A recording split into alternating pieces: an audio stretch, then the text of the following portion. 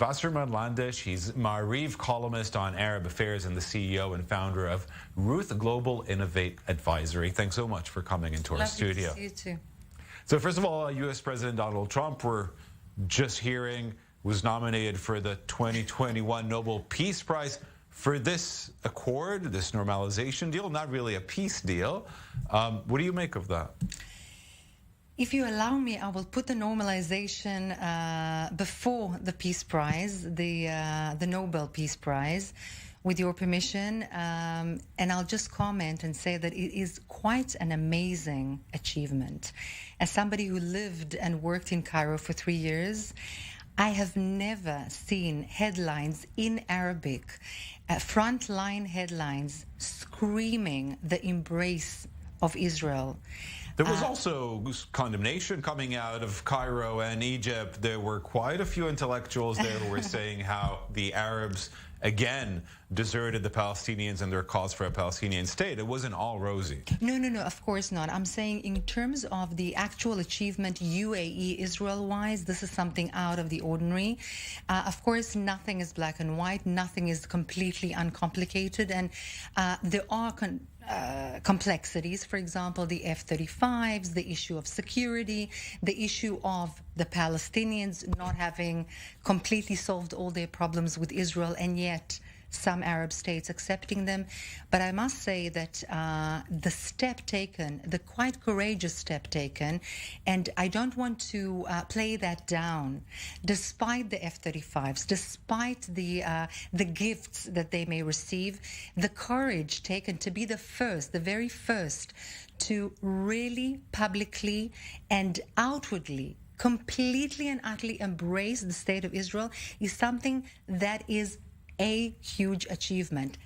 That, having said that, of course there are factors in the Arab world, in Egypt but not only, that have been less than pleased about this whole thing. Yeah, of course. By the way, the president of Egypt has come out and said some very positive comments, which is not a given the fact that 40 years of peace with Egypt has not given birth to a very warm relationship between Israel and Egypt. So the fact that he has come out and said some wonderful things is also, I would say, quite an achievement. Okay, I want to really utilize your experience as a diplomat in Cairo and ask you a little bit for a comparison perspective. It's been 40 years approximately since the peace accords with Egypt were signed. In '94, we saw the peace accords with Jordan being signed. It's been quite a while since Israel made peace or arrived at the White House lawn for a signing ceremony.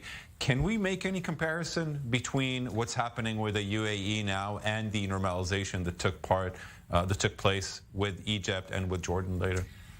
Let's put it very, very frankly on the table. The word normalization, or tatbi'a in Arabic, in Egypt is it's an antagonistic term. It wouldn't be a compliment. So if you would be blamed for having normalization, you would be actually refuted for having these kinds of ties. So the peace with Egypt, important as it is, strategic as it is, and it is highly, highly important and strategic. Of course, Jordan-Israeli relations as well have not even come close to warm, normalized relations.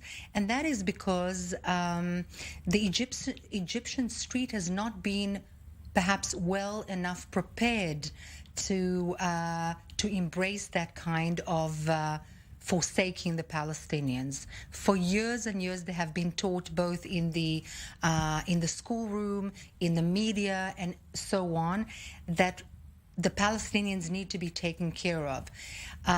Does the regime care?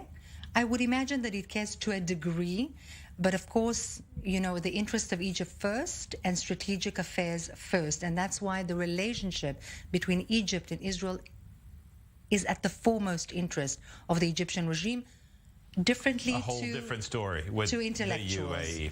And to the UAE, absolutely. Yeah. I do want to ask you about what's to come after this deal. Israel was hoping that either Chad or Sudan or maybe even Saudi Arabia will be joining the signing ceremony at the White House next week. It doesn't seem to be happening, or at least not that we've heard of so far.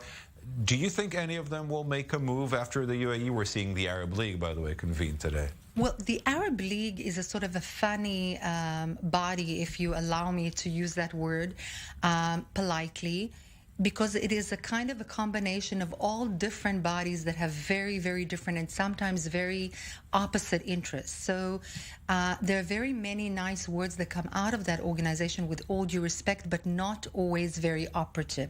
So if we put that aside for a second, Chad, the son of the leader, was here. Hands were shaken, or rather elbows were touched, given the COVID-19, and an agreement is almost on the table. Even I think there is a will to open an embassy in Jerusalem, which is quite amazing. What about the chances with Sudan? Right. Sudan has a lot of internal problems, so many that I believe it would take a little more time. There is the camp that is in favor of the deal, given the very many positive outcomes, strategically, security-wise, and in terms of economic benefits from the U.S., if things will be opened. And there are those who are against, and they are fighting one another. So this is, I would say, dependent on the internal affairs in Sudan that are complex. Okay. Saudi Arabia? Oh, Saudi Arabia... Already allowing planes from Israel to the UAE to cross their territory? I would take even a guess, and this is a guess, I admit, that Abu Mazen's claim that he will not come right out and say something against the UAE, any kind of active action, and or allow for any of his Palestinians, the Palestinians in the West Bank, to speak against the deal, has something to do with Saudi Arabia. Also the fact that they allow Israeli aircraft to fly over their airspace. There is no doubt in my mind, to my analysis, that Saudi Arabia is in favor. Otherwise, I'm not sure this would have happened. But it will take it a little bit more time. Okay.